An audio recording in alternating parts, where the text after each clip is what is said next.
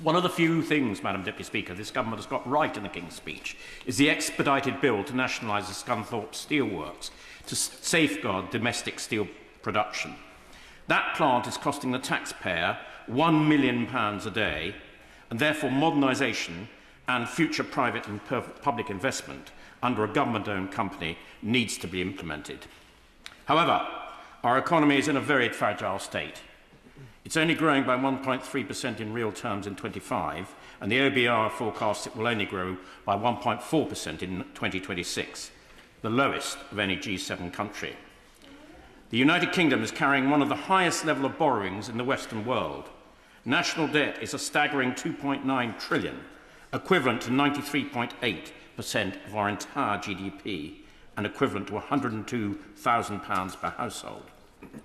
Even more concerning, we are expected to spend, wait for it, £111 billion on debt interest alone in servicing that debt. If this was a government department, it would be the third largest.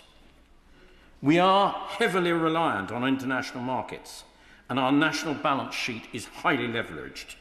That leaves our economy dangerously exposed to external shocks, such as the war in Iran and the Ukraine conflict. As a result, our borrowing premium on that debt is one of the highest in the OECD. We're paying more in debt interest than Greece is today. A 1% rise in those interest rates adds £1.3 billion in costs in the first year and £12 billion by the end of the forecast period, as new expensive debt replaces older, cheaper debt. Indeed, 30-year gilts yesterday hit a 28-year high at 5.81%. That gives a clue as to what the international markets think of our economic standing. On that note, I note that one of the Labour leadership candidates does not have a clue how the bond market functioning our enormous debt actually works. With inflation expected to rise again, with some forecasters expecting it to reach 6.7% next year, we face the very real risk of sliding into recession or a bond strike. And if these very serious consequences were to occur, this country would be forced to take much more fundamental measures to cut our expenditure. A competent government should already be doing this to avoid any chance of this happening and our reputation in the international markets. I note the government has included a bill on to reform the welfare system. 1 million people who could work but are not is causing unacceptable tax increases on the rest of the hard-working population's earnings. On top of this, higher interest rates are leading to higher food prices, mortgage payments and higher business costs. No one in this country, especially poorer working people, will be protected. Some of the issues we are seeing today are avoidable. Current political instability is a major factor. It's not my job as an opposition MP to tell the Labour how to sort out their leadership problems. But whatever they do, it is important to convince the international community and the people of this country that there is a stable, well-thought-out economic policy to give the markets confidence to reduce that current borrowing premium. It is not the job of the government to subsidise every business, but it is the duty of the government to create conditions in which growth, prosperity, enterprise and investment can thrive. The government has introduced a bill to target youth unemployment, which is welcome, but that unemployment has risen 16% or increased by 100,000 compared to a year ago, making it very hard for youngsters now leaving university or their further education to start in their working careers. Yet, businesses, particularly in hospitality and retail, are being taxed into oblivion and not hiring as many people. Can I just do this next paragraph, and I happily give way to the Honourable Lady. In my North Cotswolds constituency, we employ 3,700 people in hospitality, and it provides $220 million to the local economy. However, higher national employers' insurance contribution, rising minimum wages, hugely increasing business rates, energy increases, exacerbated by the Employment Rights Bill, are all making it harder to make profits and stalling growth. Taxes are already at a post-war high, and there are threats to hike them further. None of this environment is encouraging businesses to hire and take on more people and reduce the current high unemployment figures. I can wait to the Honourable Lady. I'm very grateful to the Honourable Member for giving way, and I agree entirely. This, to me, is one of the most business-hostile environments. Would you agree with me that your comments about young people not getting work are actually made worse by the national insurance hikes that have seen almost now a generation being unable to be employed? Would you agree with me on that contention? Well, I'm very grateful. Let's start the term as we mean to go on. No, you or your, because it isn't me. Sir Geoffrey Clifton-Brown. Lady, if I had to design a tax increase, there wasn't a bigger tax on jobs than the hike in national insurance, it would be just that. And I do totally agree with her. And I think it's tragic, particularly for our young people trying to get into the world of work today. As chairman of the Public Accounts Committee, my focus is on value for money for the taxpayer and to ensure that no expenditure goes to waste. Figures published by the National Audit Financial Insights in January 2026 point a deeply worrying picture. The government now spends around 1.1 trillion of taxpayers' money across 17 departments. A department's accounts are qualified, sorry, this is getting a little technical, but just bear with me just a little bit in this section of the speech, when they do not spend their budgets as Parliament intends. The Department of Work and Pensions have had their accounts qualify for 36 years because their fraud and error rate is 3.3%, costing the taxpayer a staggering £9 billion. Overall, and this is even more staggering, the government has written off close to £7 billion this year across departments, including the MOD writing off £1.5 billion on purely cancelled debt, cancelled projects. I want to just repeat that. £7 billion has been written off this year from cancelled and wasted projects. I mean, that is staggering. The PAC has consistently recommended that each department improves its digital and AI efficiencies. We believe this should be implemented from the top down and that a Chief Digital and Information Officer should be appointed at a senior level in every department and on their arm's-length bodies. This would improve efficiencies and saving. After all, every efficiency and every saving that you can make is more money to spend somewhere else. The public sector is constantly behind the private sector digitally, and we need to do much better to ensure that our public services actually deliver for taxpayers using the latest and best technology to do so. Madam Deputy Speaker, AI is a tsunami which the government is nowhere near prepared to deal with. Only 5%, and I don't mean this as a criticism of the civil servants, it is just as it is. Only 5% of the civil service have specific IT qualifications.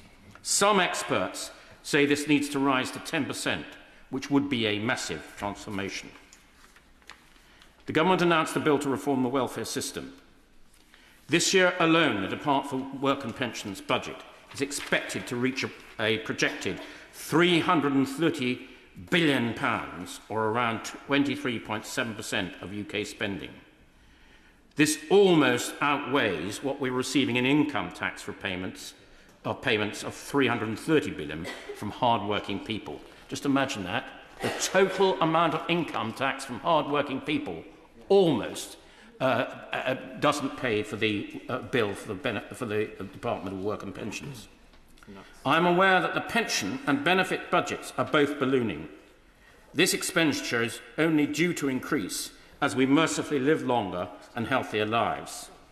But somebody else mentioned we are at risk of intergenerational unfairness.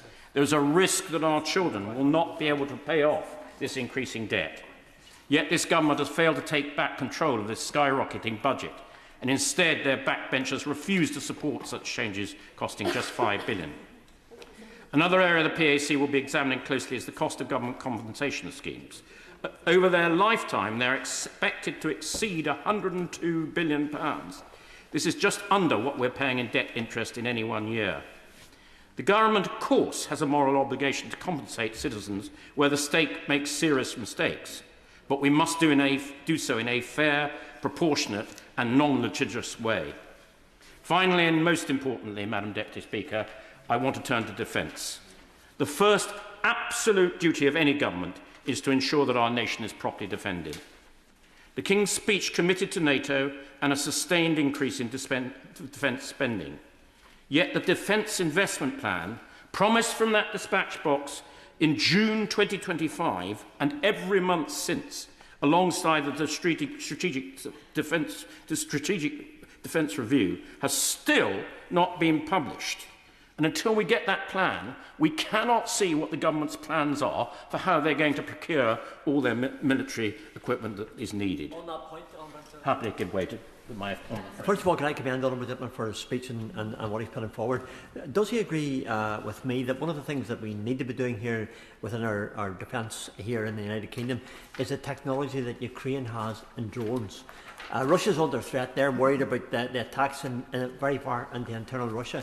Does he agree that maybe we need to have a partnership with Ukraine to promote our drone technology in a way that we can be effective as they are? I'm really grateful to my honourable friend from North Antrim for making that intervention. Strangford. I do apologise. I do apologise for... if he just is a little patient, it's 2 or 3 paragraphs down. I will address precisely that point. Currently, the defence budget for 25/6 is £62.2 billion. This is a measly 18% of the welfare budget of £333 billion. The government have pledged to increase this budget by 2.6%, or £9 billion by 2027, and 3% in the next Parliament, which means another further increase of £14 billion. But just a second, here's the punchline at this part of the speech. But none of that new money has yet arrived. I give way to the honourable gentleman. My honourable friend for giving way. Would he agree with me that the best form of defence is peace, and the overseas development aid budget, which, as my honourable friend earlier mentioned, is a key component to achieving peace around the world through soft power, through diplomacy, and a lot of that aid is absolutely crucial for people's survival many places around the world. I welcome that intervention. As someone who worked under my right honourable friend for Sutton Coldfield as a junior opposition defence spokesman, I understand the value of overseas aid, and I particularly understand the elements of it that he relates to soft power. The PAC did an inquiry the other day on the BBC World Service, and I do wish the government would fund it properly. It is a really well-respected piece of British ability to be able to project our values around the world, and it's very sad when the Chinese and the Russians come in as soon as we make cuts there. So I do welcome that intervention. At a time of increasing uncertain and bellicose world, our MOD budget is in crisis, resulting in a significant number of procurement projects being put on hold. These delays will have significant cost implications, so that when and if the extra money does arrive, and that money will buy less and less equipment. Having been to Ukraine earlier this year, it is clear that we need more and more rockets, drones, interceptors, unmanned vehicles, and investment in space. Instead, some of the proposed equipments are designed for yesterday's wars, and it will remain to be seen whether the MOD will be agile enough to make those substitutions in future procurement. My honourable friend says pretty obvious. It may be pretty obvious to some, but it's not to others. To govern is to make difficult choices. In short, the government is spending more than the country can afford, funded by ever-increasing amount of debts. If we are serious about protecting our nation in an increasingly uncertain world, we must also be serious about the strength of our economy. This means bringing our unaffordable welfare bill under control, creating a stronger environment for growth, eliminating billions of pounds in waste, some of which I have identified in this speech, but if time had allowed, I could have identified billions more, and reforming how government works in the rapid rollout of digital reform. The civil service must be reorientated around productivity and efficiency, and only with stronger, leaner and more resilient economy can we fund our defences, secure our future and meet the challenges ahead.